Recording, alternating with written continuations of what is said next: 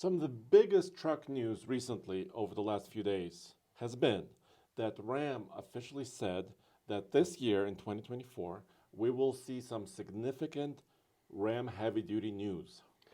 Which makes sense considering that we are seeing a brand new Ram 1500, Yes, along with a lot of different versions of that Ram 1500, right? right. And arguably, I would argue that we've been waiting for an update, significantly changed and updated Ram heavy duty truck for several years. And competition has moved on in a big way. In 2023, the new Super Duty, and when I say new, mostly new, Super Duty came out Right. with additional power and features. And of course, GM has been on a roll with new models, new interiors. So what's Ram to do? Well, there's a lot of questions. We got a platform question, we've got engines, we've got cabs, we've got interiors, we've got tech, a whole bunch of things. So Yeah. we're going to cover some of that right here. We have 8 categories to look at. And also, Alex helped us out. We used AI to generate our interpretation of what the styling could look like in the next update of the Ram Heavy Duty truck. So we have a couple of interpretations of this using AI. Not a big difference, right? Because these trucks are familiar, right? There's a huge rivalry between Ram, Ford, and GM. Yeah, And so if you change it too much, you could walk away from some customers. that there is a potential for that. I'm just curious to how much of the new 1500 they're going to incorporate into the 2500s and up in terms of design. Yeah, they have to have some family resemblance. Right? Exactly. So let's start. Number one on our list is chassis, right? Yeah. So currently, the wheelbase of the crew cab Ram Heavy Duty is a bit shorter than what Ford and GM are using. And that has to do with the size of the cab and bed sizes. So Ford and GM really went to longer beds. So their standard bed is about 6'8" or 6'10". Right. Ram uses a 6'4" bed, which is sometimes problematic if you're towing a big fifth wheel and you're turning tight corners. Your fifth wheel trailer could come in contact with your cab. Agreed. So, and they could make the cab more comfortable. So, are they going to change the chassis? What do you think? I think the answer is definitely yes. They have to. They must. Because they're dealing with a chassis that is very old and one that doesn't quite handle as good as these modern trucks do. I think that, Chevrolet or General Motors and Ford have modern chassis, and Ram desperately needs to do the same. Also, to handle whatever they're going to be putting on there, because we suspect one of the other components later on, powertrains. And also capabilities, right? Right. Payloads and towing. Here's my take on it, because we've seen Ford go there and GM has gone there Right. in some extent, making their frames stiffer, a little bit chunkier, and that allows them to play with suspension components, different tunings, Possibly wheelbase. wheelbases components, and stuff. But they do have the mega cab. Yeah, they have, yeah, but I don't think that quite qualifies because I don't think that's their big seller, right? It's not a premium seller for them. No, but in addition to the fact that they need a vehicle that's also going to be able to go at the lower end and sell to people who just need a standard cab with an extended bed, or at the very least, the lower end coming in with fleet vehicles. They need a new chassis that's competitive, and at the same time that won't put them into the poorhouse financially. So, look at that. 4 years ago, they had a design competition at Stellantis, or actually FCA at that time. And this is some of the drawings that they published. This is FCA Ram publishing some of these drawings. So this is, according to them, what some of their heavy-duty trucks might look like in some distant future, or may not look like. This is just kind of design exercises. I think this is quite interesting. But we do have to talk about powertrains, so let's just keep this image here. Okay. Because Ram Heavy Duty is synonymous with Cummins. Yeah, now despite the fact that, yes, we know about the huge recall and all the other stuff that's going on, obviously we've been doing a lot of stuff on it as well, but the reality is that Ram and Cummins are tied together. They've been tied together for about 4 decades, and you really can't have one without the other in terms of recognition. Yeah, and also it's almost like religion, right? If you're a Cummins engine fan, it's a straight 6. Yep.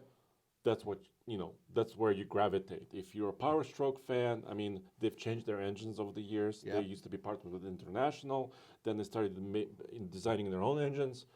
Same thing. Duramax, if you're a Duramax person, you're probably staying a Duramax person, right? So if they change their engine or powertrain, that would be like, I don't know, unthinkable in my opinion. So I think that your question is, would they walk away from Cummins, or would Cummins walk away from Or Ram? what would they walk towards? Yeah, exactly. I mean, there's nothing out there in my Unless mind. they create their own brand new diesel. Okay, so how much would that cost? Billions. Yes. Billions to develop in-house, and Ram does not have the money to do that. Right now, Ram is keeping Stellantis alive along with Jeep by pumping money into them because they still have some pretty healthy sales. But they do not have the financial wherewithal to go and develop an all-new diesel. At least I don't think so. What if, continuing on the powertrain question, a year ago they showed this Oh my God, yeah. at CES. Roman and I was there, and they showed a hydrogen fuel cell solution, an announcement made by the Stellantis CEO himself, Mr. Tavares. And they basically announced a partnership with a company called Symbio, which is a French company that specializes in hydrogen fuel cell technologies. And this could really be another solution for powertrain, but I don't see them showing it this year. You know what I'm saying? Yeah. I see it as their vision towards the end of the decade, maybe. Hydrogen fuel cell technology has come a long way. Now, it's a proven technology that can move very large objects efficiently long distances. That has been proven. Right now, you have General Motors partnering up with Honda on fuel cell solutions. You have Toyota building trucks themselves. That are used at ports right now. Exactly. Yes. And Hyundai's doing that as well. And your buddies over at Nikolai, they're doing it as well. Hi, Nicola. But my point is that it is something that with the big trucks, yes. So scale that down to trucks that still are work trucks, but not, Not can also, humongous. yeah, and they can Right. be daily drivers too. And the question is, does that make sense for that world? But also, currently, hydrogen fuel cell technology is expensive, even though it could work. So it has to be a choice. I don't think they would flip a switch and go all hydrogen instead of diesel. I agree with There you. has to be some sort of combination of both. Right. To coexist. But they're already doing something similar to that with the 1500, right? Because you have the Ram Charger, which is a completely different truck than your regular Ram. Range extended electric truck, yes. Exactly. So they're doing some different things with this similar platform. So it's entirely possible that maybe they're going to do something like that with the heavy duty truck. All right, now let's talk about capability really quick because that's important. All heavy duty pickup truck manufacturers want that billboard that says, I have the most towing or I have the most payload. Currently, Ford has the billboard that says 40,000 pounds of towing and 8,000 pounds of payload on their Super Duty truck. And they pushed to the limit. The truck that's capable of is a two-wheel drive 450 for private sale, not a commercial chassis. Right. A private sale F450 with a very specific configuration, aluminum wheels for lightweighting, and some of them don't have spare tires. That's how close Ford went to get that number. But, I mean, Ram has pretty good numbers, but they need to be a little bit more competitive, I think. Well, yeah, Ram was at one point, they were the company. They had the tech. They were the first to go to 1,000 foot-pounds of torque, I believe, right? Yeah, they did. Right? That was their billboard. That was their billboard for a week. Yeah. Or 2 weeks, or you know what I mean? Yes. So, and then progressively, Ford just absolutely beat them up and went forward with numbers. So I think your statement is Ram has to up their game. I don't know if they're going to be able to take on Ford head to head on all those numbers. Well, Ford has aluminum bodies, right? Ram at least doesn't. I mean, they have some aluminum components in their bodies, maybe hoods and some other components. Yeah, but it's not quite to that level. So that's going to be difficult, but I think they need to keep pushing. That's why we said new chassis potentially, right? Next thing, style, exterior. Well, we showed you a lot of it already. Right. And we talked about cabs. The 2025 Ram 1500 cab, it's called the DT generation, and it's really, really roomy rear back seat. why couldn't they just adopt this cab for their heavy duty trucks? I mean, they could. Sure, they could.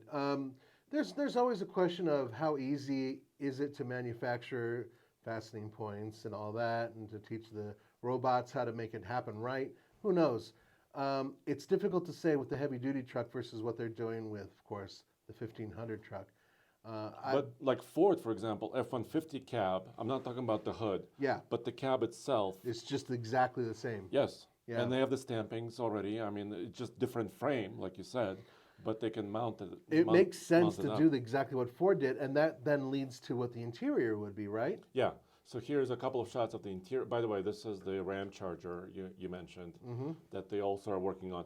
And that's their Stella large frame architecture. So they actually developed their own version of the frame to accommodate for batteries and electric motors. Right. So they already have some solutions for that already in the works.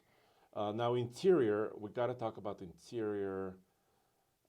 And I think they could share a lot with the Ram 1500. This is the new interior. If I recall, the current Ram really has the interior of the previous generation Ram 1500. The current heavy duty has a very similar. Correct. Yeah. But they do have large screens and they do have digital Yeah, yeah. displays and they do have a lot of technologies, including mirror camera, right, rear view mirror cameras, and lots of tech, including towing technologies. This screen is now a little bit larger in the Ram 1500. It's about 14 and a half inches diagonally, and they have options on screens, of course, and they have, actually, their Uconnect system is getting better.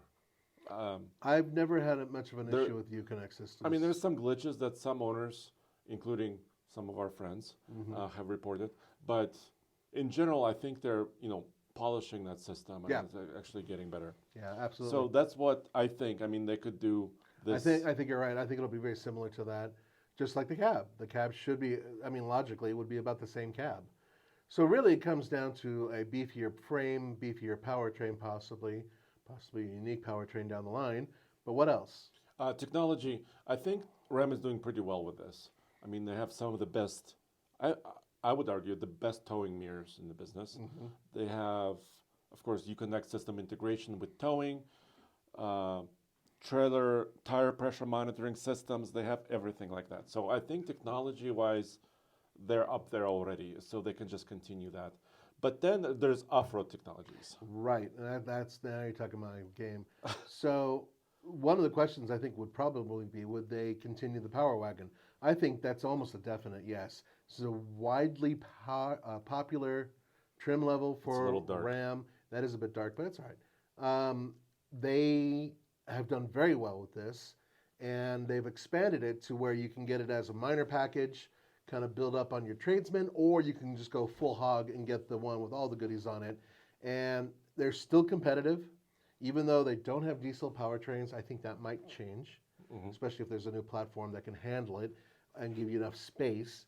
And considering that you have the Ram Rebel HD that's out there, which essentially is very similar to the Power Wagon, but doesn't quite have the capability, I think that their next step would logically be going in that direction as well.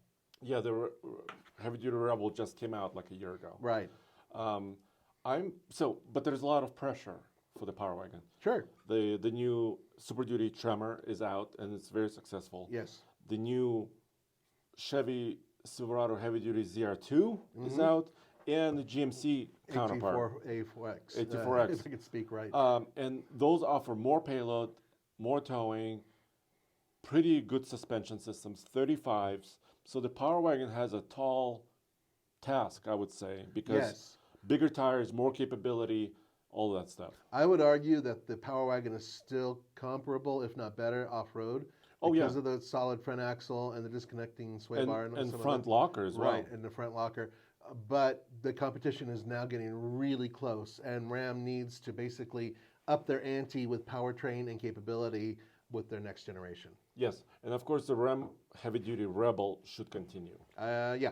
Because more options, more affordable choices, even though the Heavy Duty Rebel is also really pricey. Well, everything's pricey, my friend. So let us know what you think in the comments below. Are you disagreeing with us? Are you agreeing with us? What would you like to see on the Ram Heavy Duty truck? Let us know. See ya.